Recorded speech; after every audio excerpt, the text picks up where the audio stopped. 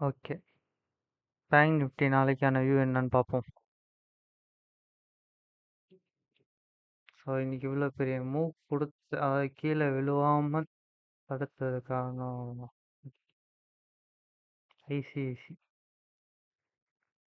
ஸ்ட்ராங்கா buying excess கொடுத்து மேலே போயிருக்கோம்.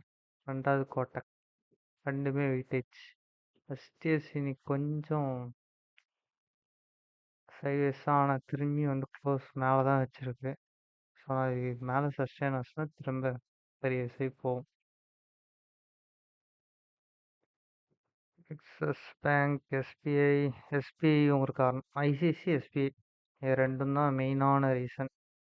அதை 2 மணிக்கு மேலே மூவ் கொடுத்ததுக்கு கரெக்டாக வரும். 2 மணிக்கு மேலே இவ்வளோ பெரிய மூவ்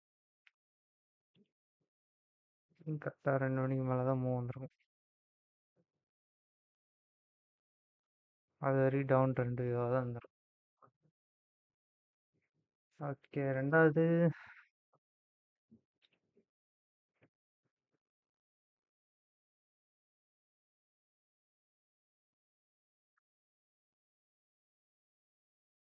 பேங்க் நிஃப்டி நாளைக்கு இதுக்கு மேலே சஸ்டெயின் ஆச்சுன்னா, அதாவது இன்னைக்கு க்ளோசிங்லேருந்து மேலேயே சஸ்டெயின் ஆச்சுன்னா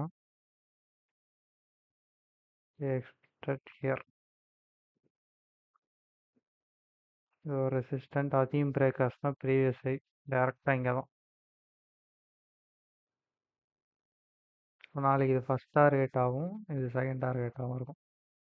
கீழேனா இந்த லோ பிரேக் ஆகி இந்த 53,500 கீழே க்ளோஸ் வைக்கணும். இது கீழே க்ளோஸ் வச்சோன்னா திரும்பி ப்ரீவியஸ் லோ இது வரைக்கும் அந்த சப்போர்ட் எடுக்கலாம். பேங்க் நிஃப்டியோட வியூ. நிஃப்டி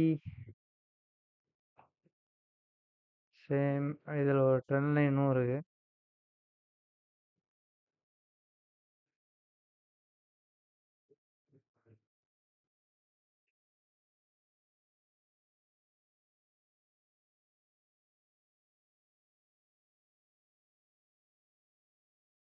இப்படி தான் போயிட்டுருக்கு.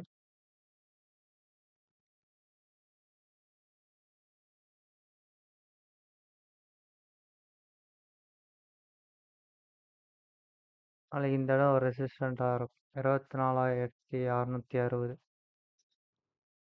அதுக்கு மேலே சஸ்டெயின் ஆச்சுன்னா இது வரைக்கும் போகலாம். ஒரே நாளில் இல்லை, இது வரைக்கும் போகலாம். இதுக்கு மேலே சஸ்டெயின் ஆச்சுன்னா ஆக்சுவலாக அப்படி புரியும். இப்போ இல்லை அப்படின்னா நாளைக்கு இந்த இடத்துல ஒரு ஃபேக் பிரேக் அவுட் கொடுத்து இங்கேருந்து திரும்ப உள்ளே இது வரைக்கும் வரலாம்.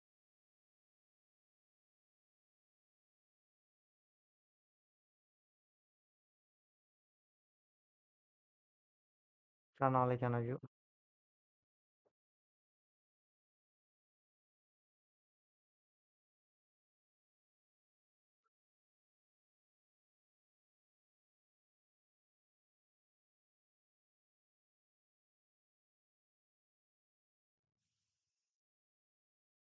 நிஃப்டி, பேங்க் நிஃப்டி இதுக்கு மேலே போனால் தான் நமக்கு கால் வியூவே.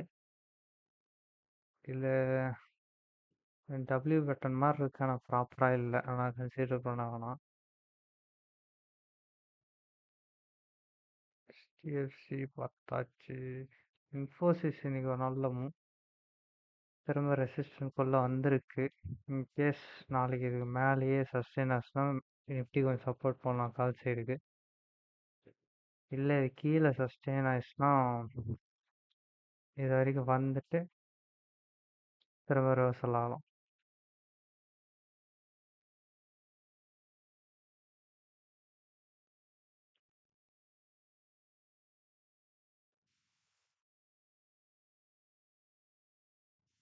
மெயின் ரீசன் ரிலையன்ஸும் ஒரு ரீசன்.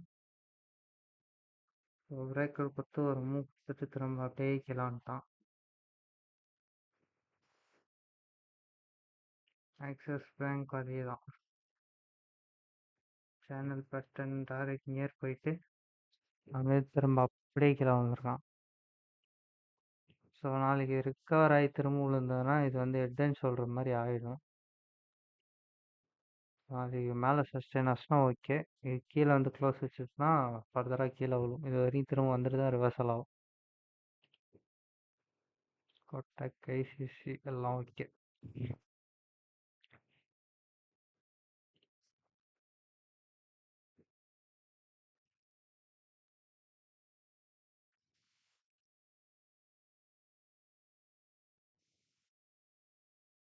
நாளைக்கு நீங்கள் பிளாக் லைனுக்கு மேலே சஸ்டெயின் ஆச்சுன்னா எக்ஸ்பெக்டட் கால்யூ இல்லை கீழே சஸ்டெயின் ஆச்சுன்னா ஃபர்தராக இது வரைக்கும் கூட கீழே வரலாம்.